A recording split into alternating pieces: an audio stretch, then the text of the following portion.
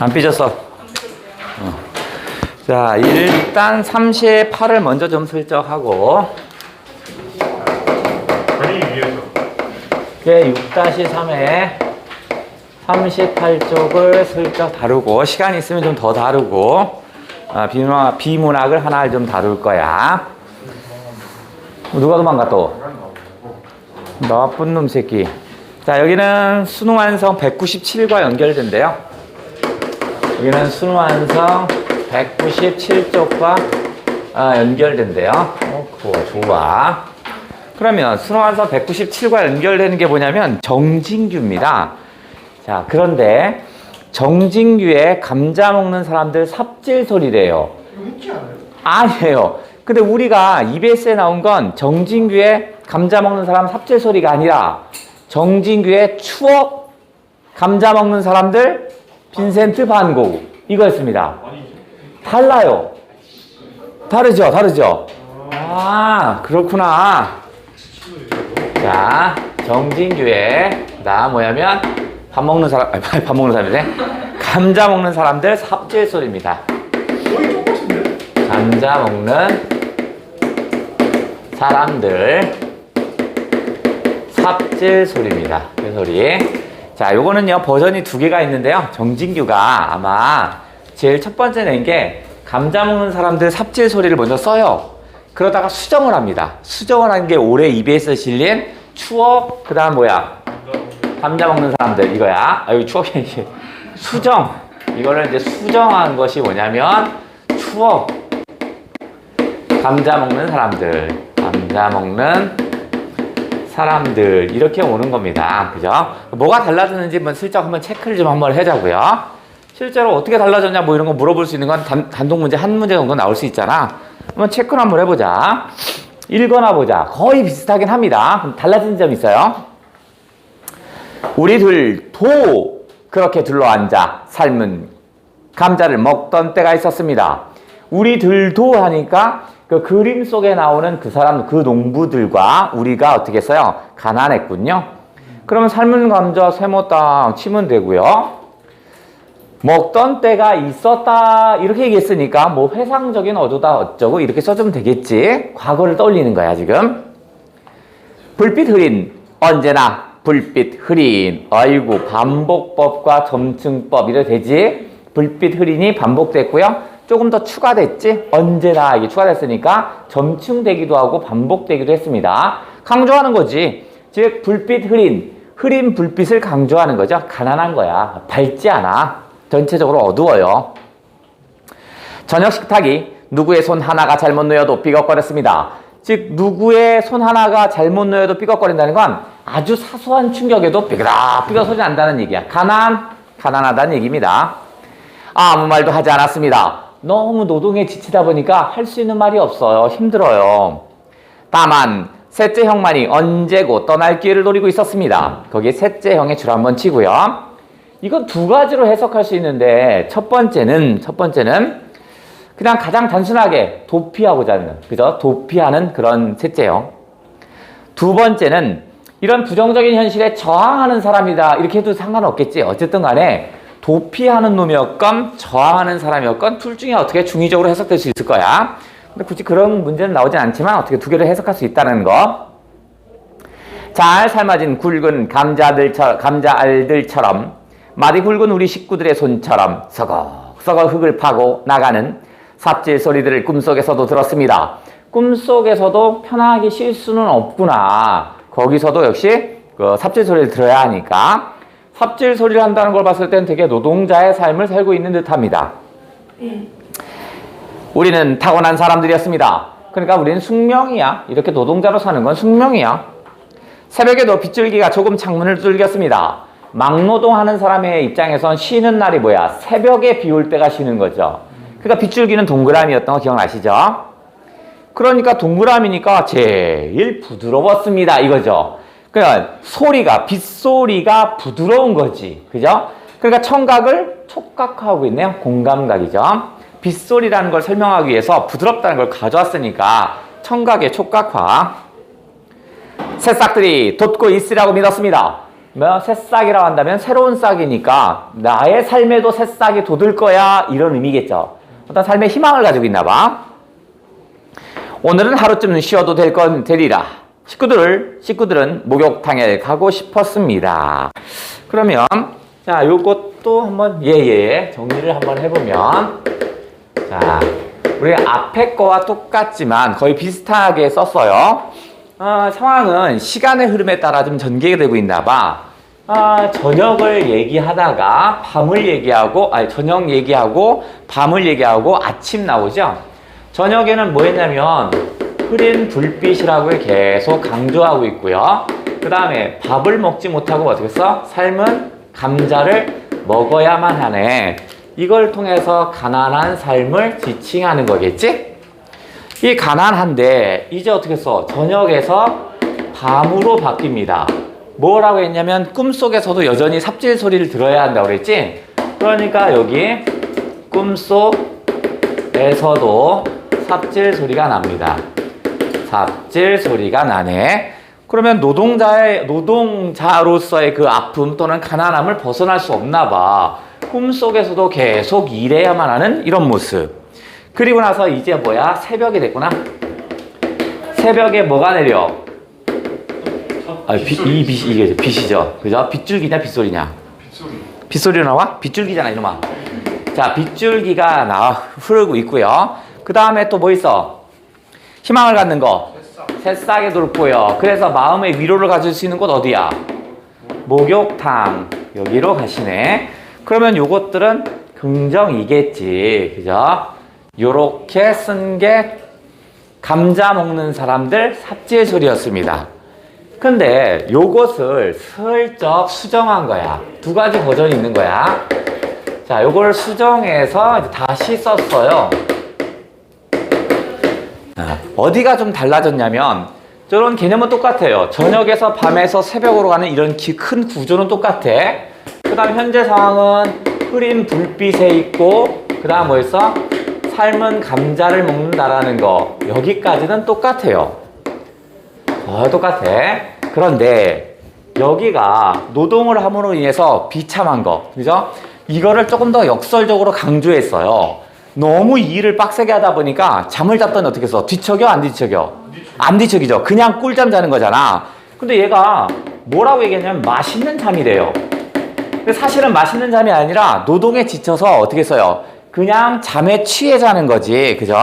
바로 여기가 더 강조됐어. 노동의 고통을 역설적으로 강조하는 이런 부분을 좀 더 강조했더라고요. 수정이 됐더라고요. 그런 상태에서 다시 얘는 뭐야? 빗줄기를 들으면서 쉴 수 있구나. 나의 삶에도 새싹은 돋고 있겠지. 우리 위로를 해야겠어. 목욕탕이나 한번 갈까? 이러는 거. 여기까지는 똑같더라.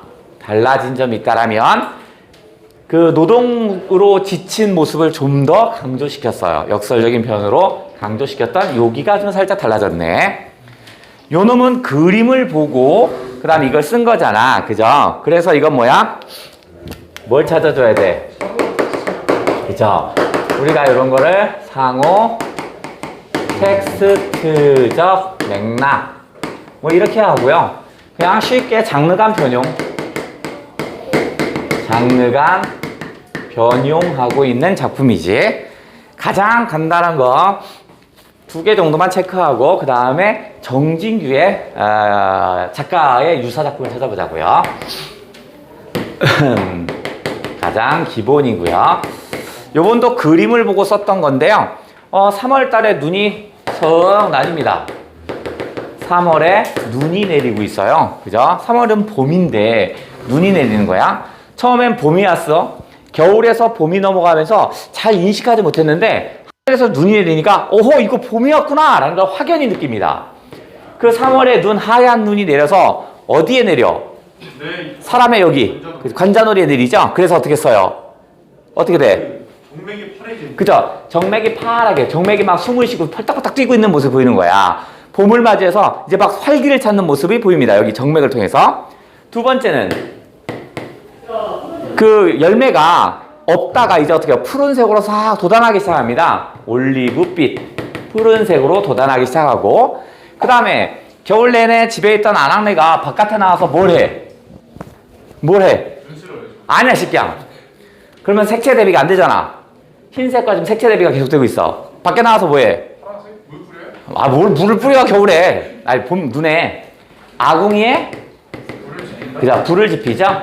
그래서 봄이 왔음을 확연히 느끼죠? 이런 색채 대비를 통해서 바로 뭘 느끼는 거야? 봄의 생동감을 느끼는 겁니다. 봄의 생동감을 느낀다. 라는 작품이었죠? 이게 뭔데? 뭐래, 샤갈이에요? 뭐? 어? 아, 제목이 뭐냐고? 아, 똥 싼다, 씨. 샤갈.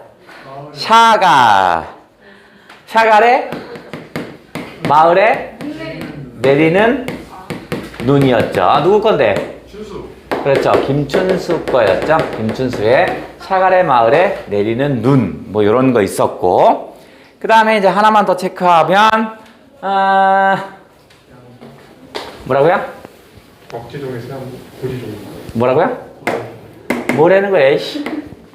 자, 이번에는 자, 그림을 봅니다. 누구 그림을 볼 거냐면 누구 그림 볼까요? 뭐라고요? 박수근의 그림을 좀 볼 겁니다. 박수근. 근데 세 여자가 있는데 세 여자들이 어떻게 써요? 막 찌그러졌어요. 약간 막 짜부러졌잖아. 그러니까 뭐냐면 쭈그린 세 여자를 보지요. 얘들은 손발이 있어 없어? 없어요? 그 말이 아니라 손발에 눈금이 없어요. 그러니까 왜냐면 뭐 일하냐고 이런 거에 없는 거야. 지문 같은 게 하나도 없는 겁니다. 그 다음에 발바닥도 역시 마찬가지야. 손발, 여기 발바닥. 그 다음에 얘들은 어떻게 써? 입술은 항상 깨물어요. 그래서 입술이 뭐 되게 살아나지를 않아요. 그죠? 입술. 그 다음에 표정은 거의 무표정입니다. 행복이라는 걸 느끼지 못하거든요. 항상 고생하다 살다 보니까. 그 다음에 얘네들은 납작하게 눌렸다고 그랬죠. 납작하게 눌리는 건 뭐야? 삶의 압박감. 위에서 짓누르는 거야. 삶의 압박감 때문에 아주 짓눌리는 그런 여인의 모습을 보입니다. 그 다음에 얘는 마치 뭐야? 이렇게 끼어 있어서 여기에 이렇게 빨래 넣은 것처럼 펄렁펄렁거린데요. 얘들의 의지와 관계없이 어떻게 해서 세파에 시달리는 겁니다. 그러면서 뭐냐면 얘는 끝없이 펄렁거린대. 여기서 펄렁거리는 것은 이쪽으로 바람이 불면 이쪽으로 가고 이쪽으로 바람 불면 이쪽으로 가고 세파에 시달리는 모습이네.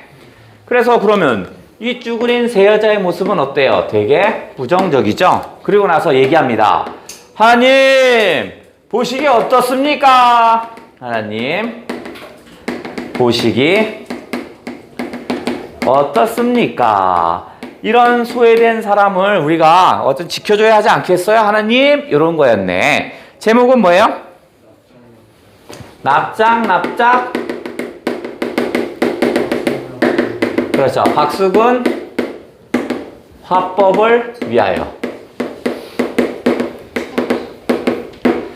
이건 누구 거? 김수근? 이건 누구 거? 얘는 누구 거? 이강백의 부인입니다. 나요? 나요? 이강백 나이 많은데 나요 하면 어떡해? 뭐야? 초성? 김혜수? 뭐? 김혜선? 김혜선? 잘해야 한다. 갑자기 방금 여자친구 이름 나오고 한다. 누구야?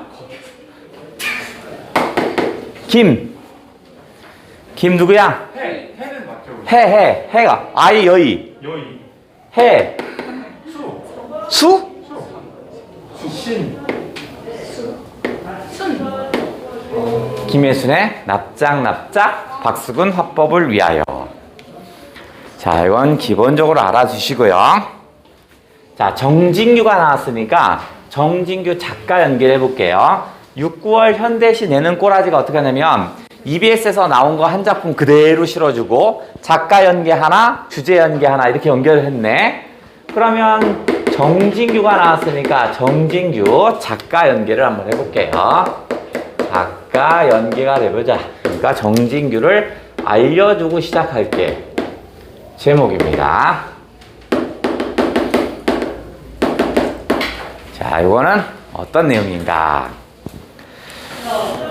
내가 뭘 관찰하냐면 꿀벌을 봅니다. 나는 어디 살고 있냐면 수유동에 살고 있대요. 꿀벌이 와서 이렇게 와서 얘가 어떻게 해서 산수유꽃에 이렇게 앉아서 거기에 어떻게 해서 노랗게 산수유꽃이 이렇게 꽃을 핀 거야. 그러려면 어떻게 해서 뭐 암술수술 이렇게 연결해 주는 게 있어야 하잖아. 그게 이제 꿀벌이잖아. 꿀벌은 꿀을 따가고 암술수술 이렇게 암술을 연결해 준 거잖아. 그걸 보면서 야, 정말 꿀벌 참 부지런도 하여 이렇게 생각합니다. 그래서 집에 가서 이렇게 책을 찾아봅니다. 꿀벌이 도대체 어디 살다가 오는 거지? 찾아봤더니 꿀벌은 매일 11km를 날아간대요. 그 꽃을 찾아서 11km를 날아가서 그 꽃을 봐오고, 그러니까 이거 요만한 애인데 요만한 애가 11km를 날아가니까 엄청 큰 거 아니냐. 그렇게 날아와서 사랑을 맺는 거야. 인간으로 말하면 사랑을 맺는 거지. 오, 대단하다라고 생각합니다. 자, 꿀벌과 산수유 꽃이 있는데 늘 11km를 산수유를 찾아갑니다. 그죠? 그래서 얘는 뭐 하는 거야? 둘이 어떻게 써요? 사랑을 나누는 거죠. 근데 꿀벌은 이게 왕래하면서 꿀을 캐가고 그러면서 산수유 꽃은 피는 거야. 그러면 일종의 이 왕래한다라는 건 꿀벌이 꿀을 얻기 위한 어떤 열정이라든가 열정도 좋고 인간으로 말하면 어떤 사랑일 수도 있겠지. 그죠? 이런 겁니다. 그러면서 늘 꿀벌은 이렇게 왕래하면서 뭐 하냐면 사랑을 채밀하고 있었던 거야. 채밀은 뭐냐면 이거는 캐다. 이건 뭘까? 달착지가 하는 거. 뭐지? 달착지가 뭐라 그러죠? 꿀벌이 꿀. 늘 꿀을 캐온 거야. 그죠? 그러니까 사랑의 연결 이거죠. 그래서 내가 이걸 보면서 이 새끼 이거 11km나 갔다 왔다고? 하면서 화자가 맞아. 사랑을 이루기 위해선 저렇게 노력을 해야 되는데 나는 저렇게 노력을 하지 못한 거야. 난 사랑을 할 때 어떻게 해서 내가 이 사람한테 나 당신 사랑해야 하는데 제가 미니장 한 거야. 그래서 아닌가 보다 하고 나는 나름대로 포기하고 이렇게 살았거든요. 아니야. 사랑이라는 건 얘가 어떻게 해서 그 가진 시련을 겪으면서 11km까지 날아가서 그죠? 이런 사랑을 이루는데 나는 그런 적이 있을까라고 생각합니다. 그러면서 자신의 사랑을 반성합니다. 나는 어떻게 살았냐? 나는 꿀벌처럼 사랑을 이루기 위해서 너에게 어떻게 해서 11km를 날아가는, 그죠? 꼭 11km가 아니라 찾아가는 그런 노력을 하지 않았어요. 너라는 것은 사랑하는 사람 정도 되겠죠? 나는 어떠하냐면 나는 내가 그 사람을 사랑한다라는 마음이 뭐냐면 염장미역처럼 그러니까 소금에 절여 있으니까 미역이 막 쪼그라들었겠죠? 사랑하는 마음이 이렇게 넓게 퍼지는 게 아니라 막 쪼그라져 있었어요. 그래서 염장면처럼 웅크리고 있대요. 웅크리고 있는 거야. 그러니까 어떻게 하라는 거야? 그러지 말고 꿀벌처럼 11km를 나가서 자신있게 소통하고 왕래할 생각을 해라 이런 얘기입니다. 이렇게 하면 안 되고 꿀벌처럼 어떻게 해서 소통하려고 노력해야 되죠? 그러면서 얘가 반성합니다. 그럼 얘가 뭐라 하면 아직은 유효해 이렇게 얘기를 합니다. 아직은 유효해 한다라는 얘기가 무슨 말이야? 나는 어떻게 써? 염장미염처럼 웅크리고 있지 않겠다는 얘기죠. 그럼 어떻게? 저 꿀벌처럼 어떻게 하고 싶어요? 사랑을 사랑을 채밀하고자 또는 사랑을 쟁취하고자 내가 사랑하는 사람에게 직접 가서 11km였던 110km였던 날아가서 그 사람과 사랑을 하려는 교감을 할 거예요. 이런 얘기가 담겨 있었군요. 이 글의 제목은 뭘까요? 꿀벌. 아니에요. 채밀. 아니에요. 유효? 꿀벌. 여기 있어요. 그렇죠? 산수유꽃. 꿀벌의 사랑. 꿀벌의 사랑이고요. 산수유. 자, 여러분 산수유고요. 부제목이 있어요. R 첫 번째였습니다. 말이 왜요? 뭐래요? 자, 여기서 산수유입니다. 그래서 산수유 정도 생각하시면 될 것 같아요. 정진규 작품이었고요. 요 놈은 4년, 5년 전에 아마 EBS에 한번 슬쩍 나왔던 그런 작품이었어요. 뭐 한번 체크 한번 해주시고 산수유라고 생각하시면 될 것 같아요. 그렇게 정진규는 뭐 유명한 사람은 아니다 보니까 시험 낼 때 유명한 사람 아니다 보니까 자, 그 다음에 이용학이 실렸네. 그래. 자, 이용학은 왜 나왔는가 한번 따져보면 우리 이거 한번 배운 적 있는데 1930년대 우리나라의 천재 3대 신이죠. 3대 천재 신이 있었어요. 알려주지 않았나? 이용학. 이용학. 이용학 그렇겠지. 눈치 빠른 새끼. 이용학이 있었고 백서. 아니에요. 걔는 20년대이고 시인 그 20년대. 그래서 우리 EBS에 나왔어요. 네. 걔가 그래서 내가 얘기했잖아. 저 학교 다닐 때는 얘가 시험에 안 나왔다고 월북해서. 그런데 얘가 어떻게 해서 지금은 시험 문제 나오기 시작해요. 얘가 충청도 보은 사람인데 보은에 가시면 얘의 문학 기념관이 있어요. 조지은. 아니에요. 조지은은 아니에요. 그래서 얘는 어떤 시를 썼냐면 어쭈그리 모른다. 그렇지. 좋아. 잘 됐어. 좋아. 모르는 김에 얘가 쓴 시를 한번 설명을 해볼게요. 나는요. 아니에요. 쓸데없는 소리 하지 마. 나는 발에 내 마음속에 발에 무거운 쇠사슬을 끌고 가는 것 같아요. 진짜 쇠사슬이 달린 건 아니야. 그러니까 늘 무거운 쇠사슬이 있고요. 그 다음에 어디로 가라는 이정표가 있는데 이정표가 썩었어요. 이것도 부정인데 그 썩은 이정표가 눈 속에 파묻혔어요. 어쭈그리 모르네. 썩은 이정표가 파묻혀요. 이유가 뭐예요, 이거 지금? 아니에요. 파묻혀버립니다. 그러니까 지금 이건 30년대의 어떤 부정적인 모습을 그대로 드러내는 겁니다. 그죠? 자유가 있지만, 자유는 있어요. 하지만 그렇게 흡족한 자유는 아니야. 저 이룰 수가 없어. 그래서 내가 분노의 마음이 들어요. 화가 너무 치밀어.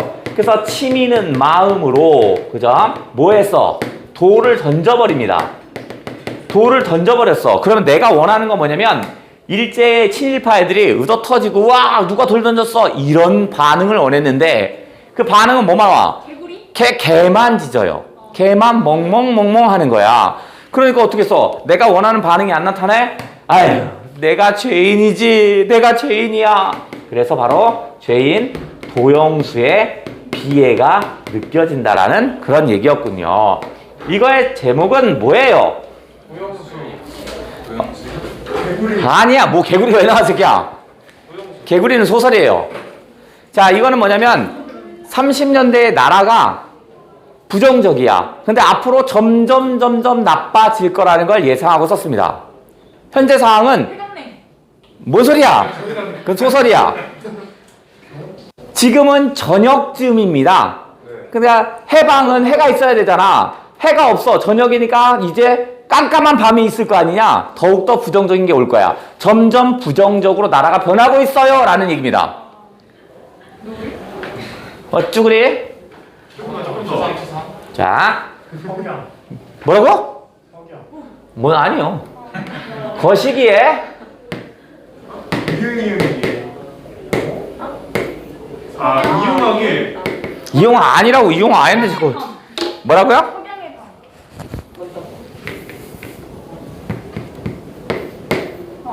석양의 밤. 뭐였어요? 석양이 나라. 석양이 나라. 노래? 석양의 노래. 아니에요. 노래? 자, 거시기에 석양이 아닌가 보다. 석양이 뭐지? 서울의 노래라고요? 어려워. 자, 얘는 누구냐면 이진우? 이재훈? 오. 아니야. 뭐 자꾸 남자친구 얘기하지 마. 그럼 도종환. 응? 오정훈? 오지훈? 오지환이 씨 아웃 두고. 지. 내가 뭐 하면 이해를 지지지. 오장환. 그렇죠, 그렇죠. 아, 미치겠네, 이 새끼들. 자, 오장환이 썼던 뭘까요? 에휴, 씨. 소야의 노래였습니다, 소야. 자, 소야는 저녁 무렵이죠? 저녁 무렵이야. 그러니까 30년대는 해가 없는 저녁 무렵 상태인 거야. 점점 어떻게 해서 이제 깜깜한 밤이 오는 민족의 앞날을 얘기하는 거였습니다. 그죠? 자, 이거는 오장환의 소야의 노래였고요. 이건 어디에 실렸냐면 수능 완성에 실렸어요. 수특에서 찾으면 없지요. 수능 완성 5번째 제5회에 실렸어요. 소야의 노래. 그래서 이거 배울 때 1930년대의 3대 천재 시인을 얘기해 줬어요. 오장환, 이용학, 박완성. 뭐 시인이라고요?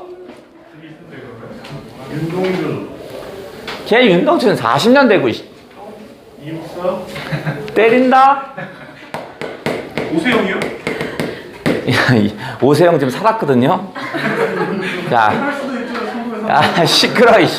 이용학, 오장환. 그래서 제가 그 얘기했잖아. 오장환하고 여기 3대 시인 3명 있는데 얘하고 얘가 있는데 얘가 변절합니다. 얘가 친일 변절을 해요.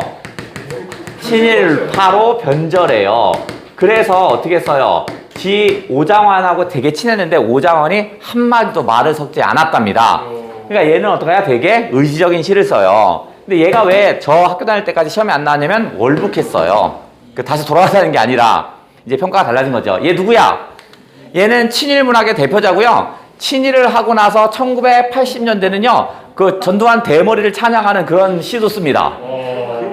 쓰레기네. 그럼 완전 쓰레기예요. 쓰레기라 하면 안 되지. 그래도 이름은 얘기해줘. 노태우요? 신! 시사로 아니에요? 향단아! 그대를 밀어라! 먼 하늘로! 포도순이 오는 그 아까 아니다. 그 뭐야? 추천사! 누가 썼어? 최석기. 나도. 이 씨는 맞아요? 이씨 맞나? 이씨. 그렇죠. 서정주. 서정주. 이렇게 있었어요. 알겠다. 선제 시인이고요. 서정주는 친일파로 변절을 해요. 그래서 오장환이 말 한마디 섞지 않았다고 합니다. 그래서 오장환은 월북했고요. 서정주는 이제 계속 뭐 탄탄대로를 달려갑니다. 그래서 1970년대, 80년대까지는 언어의 연금술사 뭐 이런 표현을 들면서 아주 유명했습니다. 그런데 뭐 지금은 뭐 평가가 더럽습니다. 그럼 죽었어요? 그럼 왜 살리고 싶어? 그만 살아야지.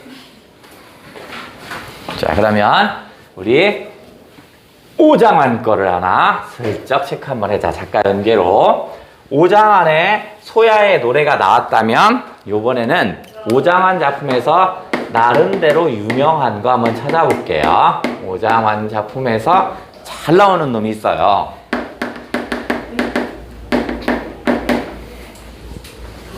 상황을 해볼게. 나는 무슨 이유인지 모르겠는데요. 고향에 가질 않아요. 그래서 여기에 물이 흘러가고 있어. 개울물 같은 거 또는 강변이야. 여기가 내가 좋아하는 고향이 있어요. 분명히 고향은 되게 긍정적으로 묘사를 하고 있어요. 왜냐면 고향에서 불어오는 바람이 되게 설렌다는 표현을 쓰거든요. 이 고향에는 뭐가 있냐면 나는 지금 여기에 있어요. 이유는 몰라요. 왜 내가 고향에 들어가지 않는지는 모르는데 여기에 있어요. 그래서 고향을 이렇게 바라봤는데 여기에 아직도 뭐냐면 조상의 무덤이 있어요. 여기서의 조상의 무덤이 있다는 건 나의 근원적인 존재. 내가 왜 사냐면 나에게 생명을 주신 분이 저기 있어. 이런 얘기입니다. 그래서 이쪽에서는요. 바로 뭐냐면 설레는 바람이 불어와요. 설레는 바람이 불어온다고 그랬으니까 되게 긍정이겠죠. 나는 고향 집이 보이는 이 나루터 주변에 주막에 있습니다. 주막에. 그럼 나루터 주변이니까 여기서 나룻배를 타고 이렇게 오는 애도 있을 거 아니야? 여기 주막이니까 사람들 많이 올 거잖아. 그래서 내가 이렇게 보다가 고향에서 오는 사람이 있으면 다 손을 잡아봅니다. 거기에 누구 걔들이 있어요? 거기에 뭐 있어요? 계속 물어보는 거야. 고향 소식을 계속 물어보는 거지. 안 들어가는 이유, 왜 안 들어갔는지는 나오진 않아요. 그죠? 그런 상태입니다. 이런 상태에서 얘가 이 주막집에서 고향을 그리워하는 건 분명합니다. 근데 여기가 물이 흘러갈 거잖아. 근데 아직 이른 봄이야. 얼었던 냇물이 흘러갑니다. 그러면서 뭐라고 표현하냐면 얼음장이 흘러갈 거 아니야. 뭐라고 흘러가냐면 울멍 울멍 흘러간대요. 나의 마음이 어떻다는 거야 지금? 슬픈 상태라는 얘기죠. 얼음장이 울멍울멍 흘러간다는 건 슬픈 상태입니다. 그래서 내가 이 고향에서 오는 사람의 손을 잡고 물어봅니다. 거기에 전나무 우거진 마을 아시죠? 물어봅니다. 전나무 우거진 마을 우거졌나봐 고향이. 그렇게 물어보는 걸 봤을 때 그 다음에 거기 누룩 뜨는 냄새가 좋은데 그 누룩 냄새 많은데 거기 몰라요? 누룩 냄새.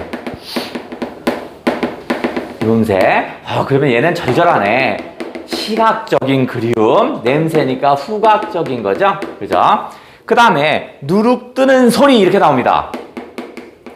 누룩 뜨는 소리가 있는 그 고향 아세요? 물어봅니다. 이건 또 청각적인 거죠. 그죠? 다양한 감각을 통해서 고향에 대한 그리움을 표현했죠. 왜 안 들어가는지는 모르나 시 속에서는 어떻게 해서 여전히 고향을 그리워하는 그런 시였군요. 이 글의 제목은 뭘까요? 이게 다예요? 이게 다예요. 여기 앞에서 지금 하고 있죠? 고향 앞에서입니다. 고향 앞에서. 이거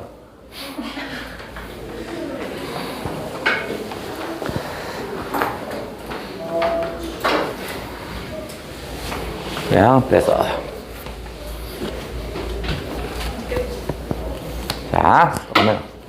자, 이용학 작품도 한번 볼게요. 우리 천재 3대 시인 이용학 작품의 다리 위에서 한번 읽어볼게요. 자, 이용학은요, 저기 함경도 사람이고요. 얘가 월남을 합니다. 월남을 해요. 그래서 중앙일보 기자까지 했던가 뭐 그랬을 거예요. 한번 읽어볼게요. 바람이 거센 밤이면, 그럼 뭐 다이렉트로 세모죠, 그냥.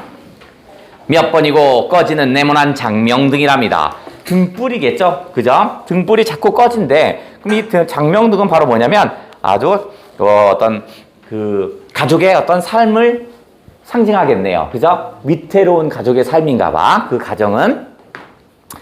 괴짝 밟고 서서 몇 번이고 새로 밝힐 때 장명등은 그냥 이렇게 가서 위에다 불을 밝히면 되는데 괴짝 밟고 올라간다는 걸 봤을 때 아주 어린 시절인가 봐.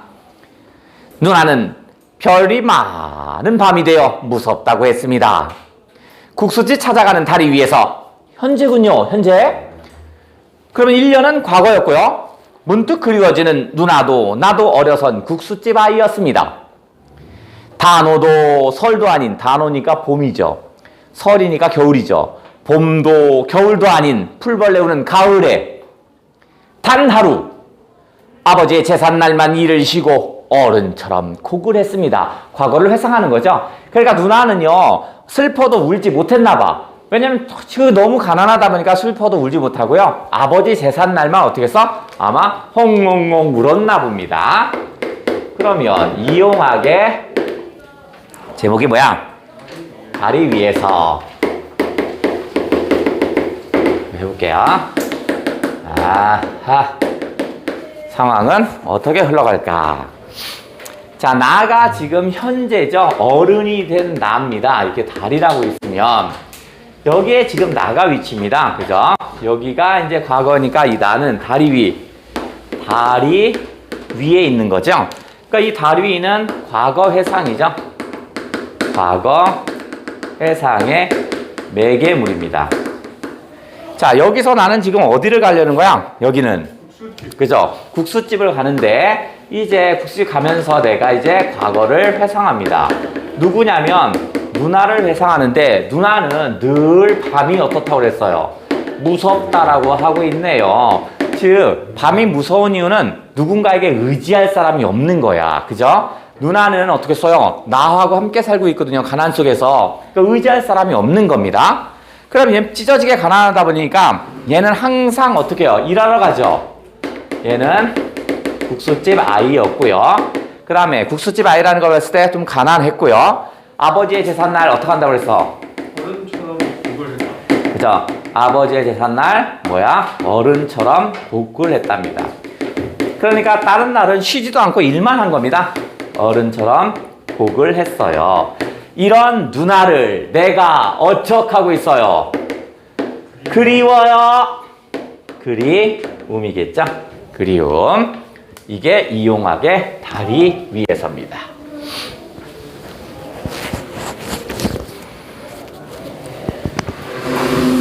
자, 그러면 아까 정진규에서 하나 슬쩍 빼먹었네. 아하. 하나 더. 정진규에서 작가 연계이기도 하고요. 작가 연계이기도 하고, 그 다음에 소재, 감자 나오는 거. 감자 나오는 거. 작가는 누굴 얘기할 거냐면, 누구더라? 아, 배추가 있어요. 겉잎과 속잎이 막 자라죠. 그러다가 어떻게 해서 하나가 선택을 하죠. 내가 겉잎이 되어줄게. 외부를 보호해주잖아. 그때 속잎이 알차서 오죠. 그래서 어떻게 해서 희생과 배려의 어떤 중요성을 알려준 시였습니다. 그게 뭐지? 김선우의 빌려줄 몸. 그렇죠. 김선우의 빌려줄 몸 한 채죠. 그러니까 작가 연계 김선우를 가져오겠다고요. 김선우의 빌려줄 몸 한 채에서 왔는데 얘는 정진규의 감자 먹는 사람들과 좀 비슷한 내용이어서 한번 끌어와 볼게. 어른인 내가 이웃집에서 갑자기 감자 삶는 냄새가 납니다.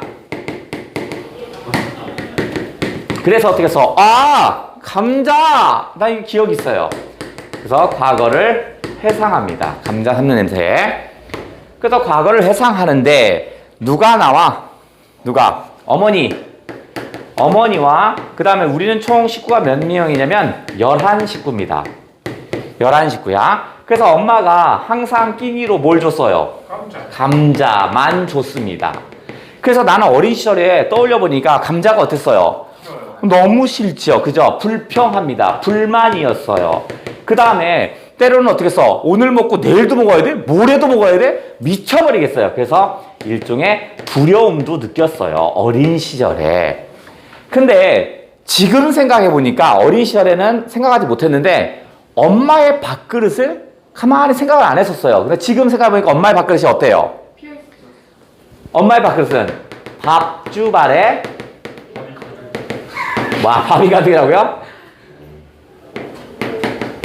숟가락이 꽂혀 있지 않았습니다. 없었습니다. 그럼 엄마는 뭐 먹었다 안 먹었다? 그나마 감자도 먹지 않은 겁니다. 왜? 11식구 먹여야 되니까. 그죠? 그러니까 이런 걸 떠올리면서 내가 어땠어요? 화자가 슬퍼요. 그렇게 슬프겠죠? 화자가 이 엄마를 회상하면서 치명적 그리움을 느낍니다. 치명적인 그리움을 느꼈어요. 이런 글이었군요. 이 글의 제목은 김선우의? 아니에요. 감자 먹는 사람들. 그렇죠. 감자 먹는 사람들. 감자 먹는 사람들이라고 있네요. 요거 체크.